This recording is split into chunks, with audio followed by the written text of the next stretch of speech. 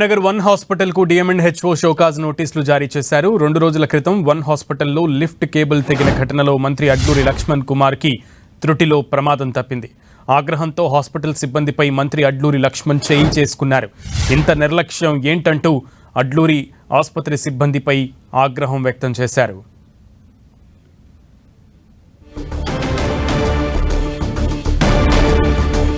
Right, one hospital కరీంనగర్లో ఉంటుంది ఇది. సో ఈ హాస్పిటల్లో మంత్రి అడ్లూరి లక్ష్మణ్ లిఫ్ట్ ఎక్కిన సందర్భంలో ఆ కేబుల్ తెగిపోయిన సందర్భంలో ప్రమాదానికి గురయ్యారు. ఈ నేపథ్యంలో త్రుటిలో పెను ప్రమాదాన్ని తప్పించుకున్నటువంటి మంత్రి అడ్లూరి లక్ష్మణ్ ఆసుపత్రి సిబ్బందిపై ఆగ్రహం వ్యక్తం చేశారు.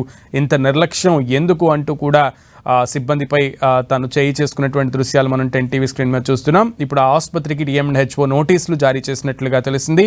లిఫ్ట్లో మంత్రి అడ్లూరి లక్ష్మణ్ కుమార్కి త్రుటిలో పెను ప్రమాదం తప్పిన తర్వాత దృశ్యాలని 10 టీవీ స్క్రీన్ మీద చూస్తున్నాం.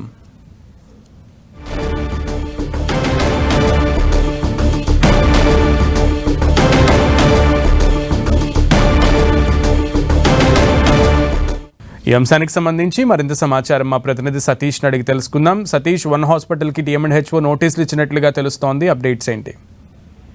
కరీంనగర్ వన్ హాస్పిటల్ కు వైద్యాధికారులు నోటీసులు జారీ చేయడం జరిగింది. ఎందుకంటే ఇటీవల 2 రోజుల క్రితం మంత్రి అడ్లూరి లక్ష్మణ్ కుమార్ తన నియోజకవర్గానికి సంబంధించిన ఒక రైతుకు ప్రమాదం జరిగితే పరామర్శ కోసం రావడం జరిగింది.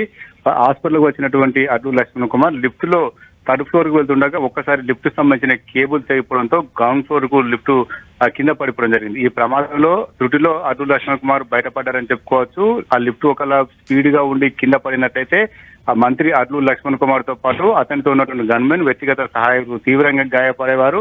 ఆ ప్రమాదాన్ని ఊహించే పరిస్థితి కూడా ఉండకపోయేది.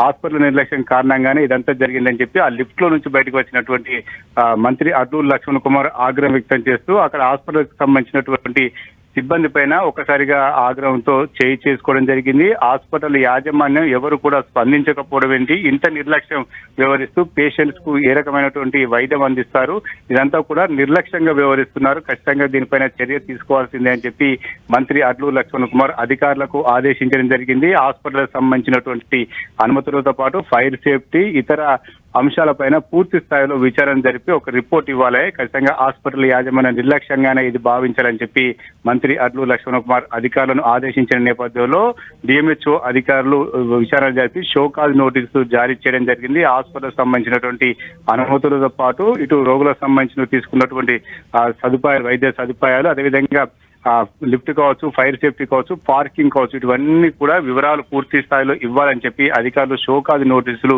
ఇవ్వడం జరిగింది. ఒకవేళ లిఫ్ట్ లో ఎవరైనా పేషెంట్స్ తీసుకుని వెళ్తే ఆ పేషెంట్ అదే సమయంలో లిఫ్ట్ కేబుల్ తెగినట్లయితే వారి పరిస్థితి ఏంటని అడ్లూరి లక్ష్మణ్ కుమార్ హాస్పిటల్ యాజమాన్యాన్ని ప్రశ్నించడం జరిగింది. ఘటన తర్వాత హాస్పిటల్ యాజమాన్యం కావచ్చు, దానికి సంబంధించిన ఎవరు కూడా కనీసం స్పందన లేదు.